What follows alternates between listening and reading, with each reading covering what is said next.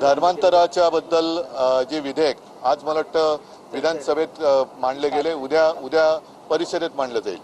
साधारणतः तो मसुदा मी पाहिला. धर्म स्वातंत्र्य हे प्रत्येकाला असलंच पाहिजे. कोणी कोणत्याही परिस्थितीत जोर जबरदस्तीने किंवा कोणाच्या असहायतेचा फायदा घेऊन लांडी लबाडीने आमिष दाखवून धर्मांतर करत असेल तर त्याला आमचा विरोध आहेच. म्हणून ह्या धर्मांतर विरोधी किंवा धर्म स्वातंत्र्य म्हणून काहीतरी नेमकं एक नाव द्या विधेयकाला आमचा पाठिंबा आहेच. आणि अशा प्रकारे म्हणजे धाक दपटशा दाखवणं, ईडी, इन्कम टॅक्स, सीबीआय आपलं नाही काय धमक्या देणं, त्याच्यानंतर 50 कोके देतो सांगणं, असं करून जर कोणी धर्मांतर करत असेल तर त्याला आमचा विरोध आहेच.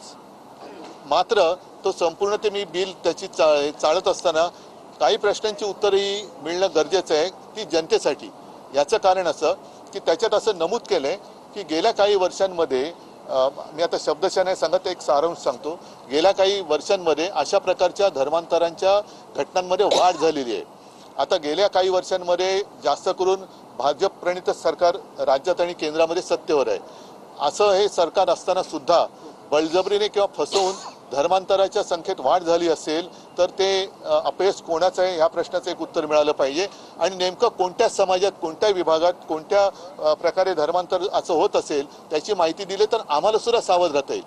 आमचे सुद्धा कार्यकर्ते तिकडे तत्पर राहतील की कोणी कोणावरती जोर जबरदस्तीने किंवा आमिष दाखवून फसवणूक करून असहायतेचा फायदा घेऊन धर्मांतर करत असेल तर त्याला आम्ही सुद्धा विरोध नक्की करू. तर ही सगळी माहिती आणि काही 2-4 आणखीन प्रश्न असतील ते प्रश्न हे सरकारी भाषेत पटलावरती ठेवावेत अशी आमची मागणी आहे. कारण आम्ही या बिलाला पाठिंबा देतो.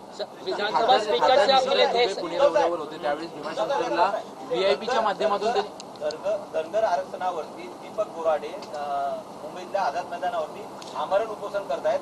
2000च्या तत्कालीन मुख्यमंत्र्यांनी शब्द दिला होता की पहिल्या कॅबिनेटमध्ये धनगर आरक्षणात कोण होतं तेव्हा मुख्यमंत्री? तत्कालीन मुख्यमंत्री. हो, पण कोण? नाव सांगा ना. 2004 अहो ते सोडा, अटलजींनी दिलं होतं सोलापूरला. जर आपण विसरला असाल तर अटलजींनी मला असं वाटतं की एक आश्वासन दिलं होतं. मला जर मी विसरलो नसेल तर पंढरपूरला म्हणजे अटलजी केव्हा पंतप्रधान होते? याच पक्षाचे ते पंतप्रधान होते.